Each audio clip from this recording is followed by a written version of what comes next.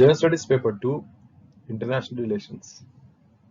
The paper on General Studies Paper 2 basically comprises 3 units: polity, governance, and international relations.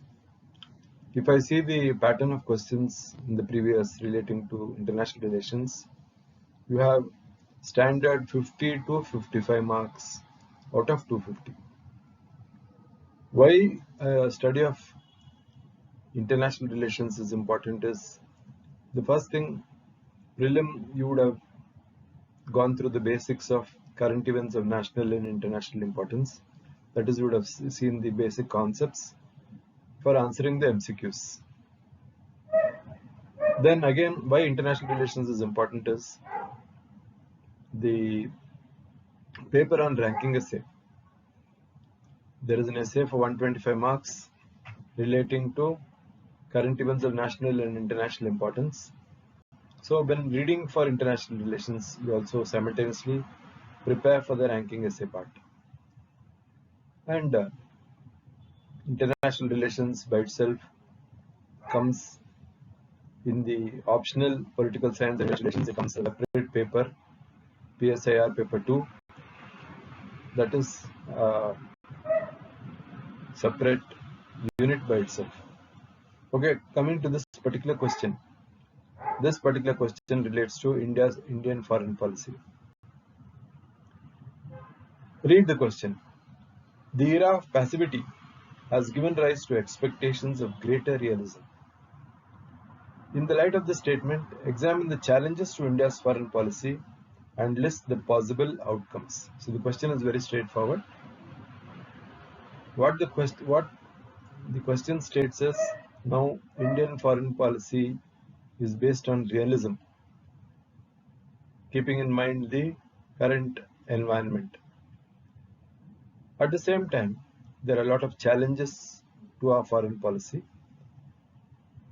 So the answer would be with a introductory background of 2-3 lines, then split the answer into challenges and possible outcomes.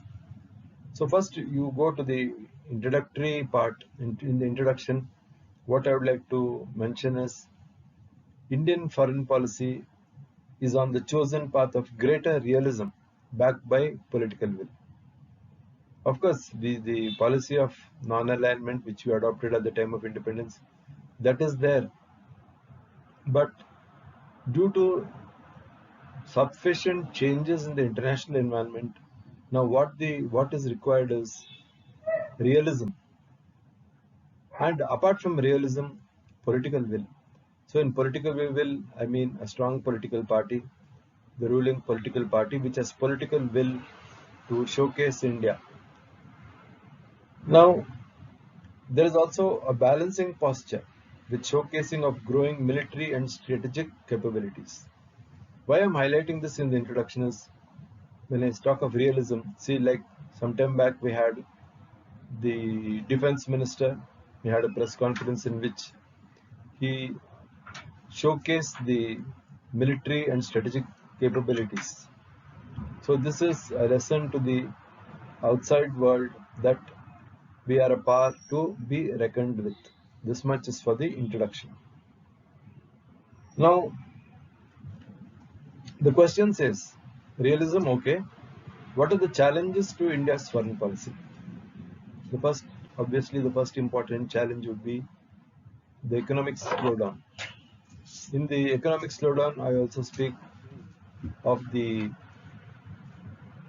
effects of the corona pandemic, which has hit the economy, and general slowdown in all sectors, relate from manufacturing and the problems caused by the migrant labor. So economic slowdown is one thing which has hit the economy. Obstructional opposition. See, now we do not have a responsible opposition in India. Opposition only for the sake of opposition and obstructionist. Of course, the government, the ruling party likes to take everybody together, but the obstructionist opposition, by raising nonsensical issues and by not cooperating with the government in certain areas, has had an impact on the foreign policy, in the sense that there is no unanimity even on select issues. Even you take when we had the problem of Chinese incursions, the border dispute with China, the opposition sings a different tune, which is completely in contrast with that of the government. Turbulence in the Northeast. This is another important factor affecting our foreign policy. The Northeast is engaged with insurgency and other related factors which are affecting which show the country in a poor light. Border disputes with neighboring countries. In border disputes with neighboring countries, see, suddenly you had the Nepal showing a new map, showing certain areas as theirs. The Indian map of 2019 displayed Kalapani as a part of Uttarakhand. There is an 80-kilometer road in Himalayas at Lipulekh Pass to reach Kailash. All the while there was no problem. Suddenly, due to prodding by China, now Nepal has depicted Kalapani as theirs, and it is the beginning of revival of border dispute with Nepal. Then coming to the neighbors, see that we have the traditional dispute with Pakistan. Apart from that, Bangladesh is affected by the Citizenship Amendment Bill. Then in Sri Lanka, China is playing a great role in building infrastructure. If you see the major port at Hampantota in the capital Colombo, China is building a huge port for the Sri Lankans. Then so these are the teething problems we have, the border problems which we have with our immediate neighbors. What are the possible outcomes? In possible outcomes, what I would like to suggest is, first thing would be strengthening Indo-US relationships in defense and economic cooperation. So now it is because of the US backing to extend cooperation in the field of defense. We have towed the US line to such an extent that we have come out of the deal with Iran in developing the Chabar. When I say come out of the deal, I mean there was a prolonged delay in India responding to the request of Iran to complete the project. It is because of the US pressure. When US pulled out of Iran, and the US did not want India to enter into a strategic relationship with Iran. So now we are banking on Indo-US relations. We are banking on strengthening Indo-US relations. Second important thing would be promoting BIBIN and BIMSTEC. See, BIBIN, Bhutan, Bangladesh, India and Nepal. This BIBIN corridor, BIBIN regional cooperation, and BIMSTEC. So BIMSTEC was touted as an alternative to SAARC, Bay of Bengal initiative. So these two agencies, these two groups, regional groups, have to be promoted. More importance has to be given to them.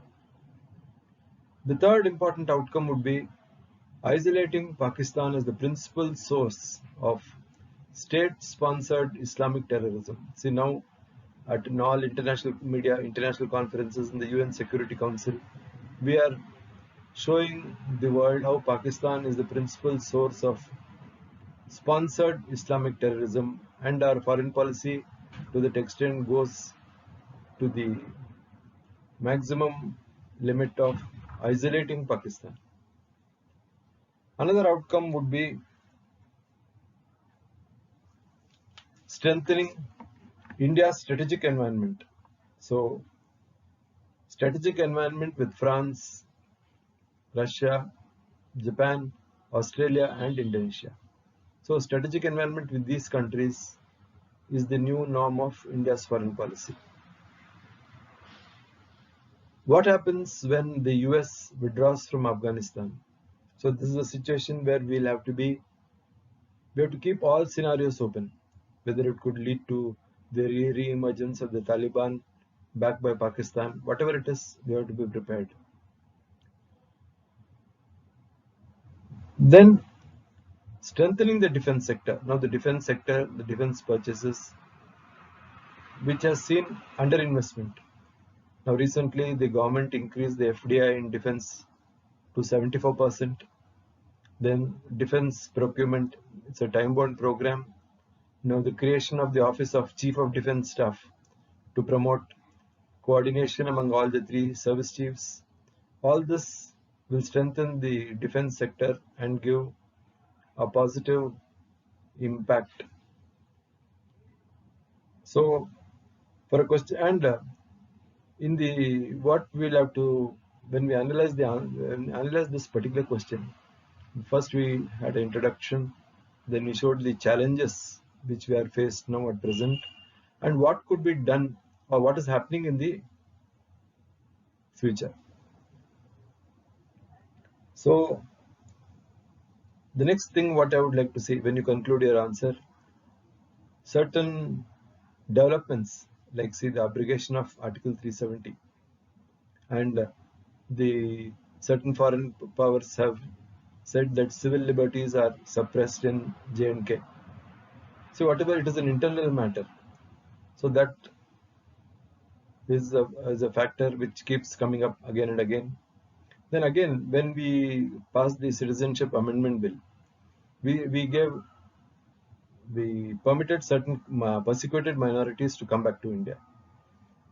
Of course, the Muslims are not included in this, but you see certain communities in Pakistan, certain Muslim communities in Pakistan which are persecuted, like the Ahmadiyas. So this is one factor which has hit the relationships between the immediate neighboring countries. So finally, in concluding the answer, you can highlight the fact that, of course, non-alignment is the core of India's foreign policy. We do not have, we steer clear of alliances. We don't belong to any one alliance. We don't show that we are attached to any particular power. But at the same time, our foreign policy, in the background of the current international situation, it is realistic.